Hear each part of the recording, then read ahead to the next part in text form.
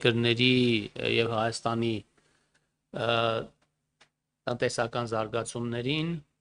25 թվականի հունվար-սեպտեմբեր ամիսներին հիմնական գործընկեր երկրներում տնտեսական ակտիվության աճի տեմպերի ուղղությունները տարբեր են։ Ռուսաստանի Դաշնությունում տնտեսական ակտիվության աճի թույլ տեմպերը պահպանվել են պայմանավորված սպառողական պահանջարկի թուլացմամբ, ինչպես նաև արտադրական ոլորտի ծավալների կրճատմամբ։ ԱՄՆ-ում մաքսատուրքերի հետ կապված անորոշությունները շարունակում են լրացուցիչ ճնշումներ գործադրել, հանգեցնելով ակտիվության տեմպերի դանդաղման, մինչդեռ Չինաստանում եւ Եվրոգոտում գրանցած տնտեսական աճը հիմնականում պայմանավորված է եղել սպառման, ինչպես նաև ծառայությունների ոլորտի ակտիվության աճով։ Գնաճի տեմպերի թուլացմանը զուգահեռ կենտրոնական բանկերի կողմից իրականացվող զսպող քաղաքականության դիրքը աստիճանաբար թուլացել է։ Հումքային եւ պարենային գների հետ կապված կարող եմ ասեմ, որ հունվար-սեպտեմբերի ամիսներին նավթի գինը նվազել է 14.4%-ով, պղնձի գինը ավելացել է 4.7%-ով եւ պարենի միջազգային գները աճել են 6.3%-ով։ Հունվար-օգոստոս ամիսներին ապրանքների արտահանումը նվազել է 48.8%-ով Հայաստանում, որին հիմնականում նպաստել է ոսկու, արծաթի եւ պլատինի վերարտահանման կտրուկ նվազումը, իսկ հայկական ծագման ապրանքների արտահանումը աճել է 6.8%-ով։ Հունվար-օգոստոս ամիսներին ապրանքների ներմուծումը նվազել է 34.9%-ով, որը նույնպես հիմնականում պայմանավորված է վերարտահանման կտրուկ նվազմամբ։ Հունվար-օգոստոս ամիսներին Հայաստանի Հանրապետություն այցելած զբոսաշրջիկների թիվը աճել է 1.4%-ով, որը հիմնականում պայմանավորված է եղել այլ երկրներից Հայաստանի Հանրապետություն այցելած զբոսաշրջիկների թվաքանակի աճով։ Այլ երկրներից այցելած զբոսաշրջիկների թվաքանակը աճել է շուրջ 6.2%-ով, պայմանավորված Վրաստանից, Չինաստանից, Իրանից, Ֆրանսիայից եւ այլ երկրներից այցելած զբոսաշրջիկների թվաքանակի աճով։ Աճին հիմնականում հակազդել է Ռուսաստանի Դաշնությունից եւ Հնդկաստանից Հայաստանի Հանրապետություն այցելած զբոսաշրջիկների թվաքանակի նվազումը համապատասխանաբար 2.1 եւ 0.8% կետերով։ Հունվար-օգոստոս ամիսներին ոչ առևտրային բնույթի դրամական փոխանցումների զուտ ներհոսքը աճել է 26.4%-ով, որին Ռուսաստանի Դաշնությունից զուտ ներհոսքը նպաստել է 22.9% կետով, իսկ ԱՄՆ-ից 5.4% կետով։ Հունվար-օգոստոս ամիսներին ֆիզիկական անձանց փոխանցումների զուտ ներհոսքը աճել է 12.5%-ով, ընդ որում ներհոսքն ավելացել է 5.1%-ով, իսկ արտահոսքը 3%-ով։ Կուզեմ առանձին անդրադառնամ տեղեկատվական տեխնոլոգիաների ոլորտի աճին, որը նախորդ տարիներում էական զարգացումներ է ապահովել Հայաստանում։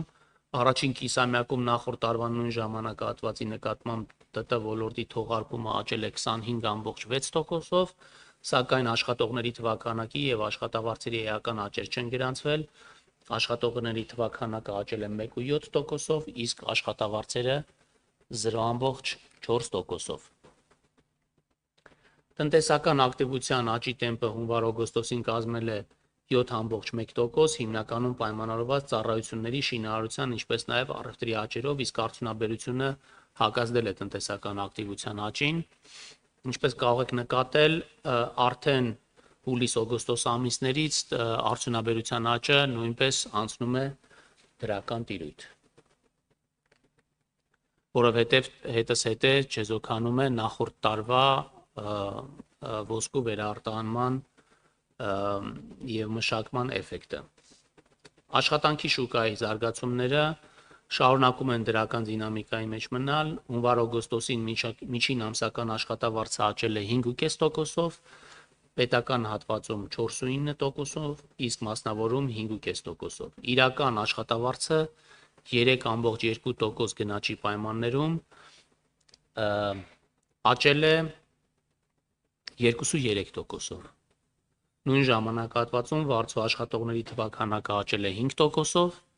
իսկ պաշտոնապես գրանցված գործազուրկների թիվը նվազել է 15.6%-ով։ Սեպտեմբերին 12-ամսյա գնաճը կազմել է 3.7%, միջին գնաճը առաջին 9 ամիսներին 3.3%, 12-ամսյա գնաճը պայմանավորվել է սննդամթերքի, ծառայությունների, ալկոհոլային խմիչքների ու ծխախոտային արտադրատեսակների և ոչ պարենային ապրանքների դրական նպաստումներով։ 25 թվականի փետրվարին ԿԲ-ն նվազեցրել է քաղաքականության տոկոսադրույքը 0.25%-ային կետով,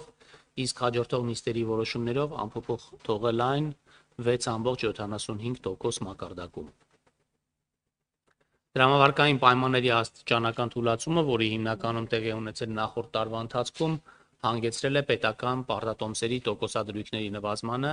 եկամտաբերության կորի կարճաժամկետ և միջնաժամկետ հատվածներում։ Երկարաժամկետ հատվածում դեռ չենք տեսնում նման միտումներ, որի ուղղությամբ պետք է աշխատենք առաջիկա տարվա ընթացքում։ Ուզում եմ ձեր ուշադրությունը հրավիրել եվրոպարտատոմսերի եկամտաբերությանը։ Եվրոպարտատոմսերը ըստ էության երկրորդային շուկայում, միջազգային շուկայում մեր թողարկված թղթերի շրջանառությունն է, որը իրականում, որի տոկոսադրույքները ցույց են տալիս այն իրական պատկերը, որը Հայաստանի Հանրապետությունը կամ ընկալումը, որը Հայաստանի Հանրապետությունը ունի ուրեմն ներդրողների կողմից, իրական ներդրողների կողմից, եւ կարող եք տեսնել, որ օրինակ 2029 թվականին մարվող պարտատոմսերի ռիսկի հավելավճարը կազմում է 197 բազիսային կետ։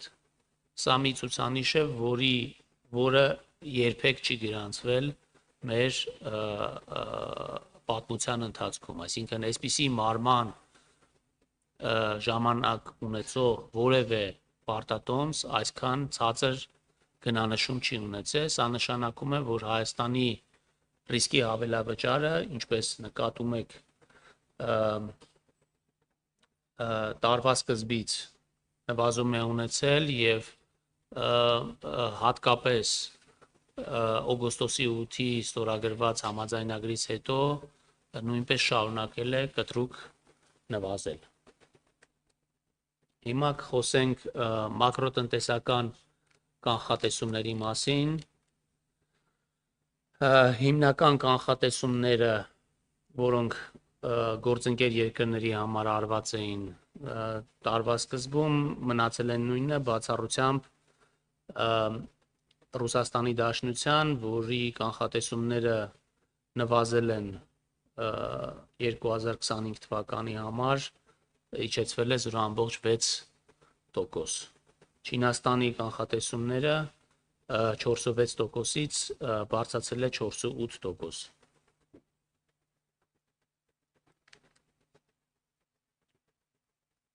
Միջնաժամկետ հատվածում կանխատեսվում է պղնձի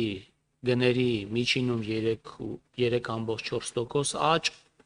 նավթի գների 1% նվազում և պարենի գների 2.2% աճ հետագա տարիներին։ Տնտեսական աճի կանխատեսումները նույնպես վերանայվել են դեպի վերև, ելնելով այս տարվա զարգացումներից և առաջիկա սպասումներից։ Այս տարվա կանխատեսումները 5.1%-ից վերանայվել են 5.2%, 2025 թվականի համար և 2026 թվականի համար 5.1%-ից վերանայվել են 5.4%։ Դեֆլյատորի աճը կանխատեսվել է թիրախային 3%-ի սահմաններում, 2025 թվականի կանխատեսումները վերանայվել է 2.5-ից մինչև 2.6%։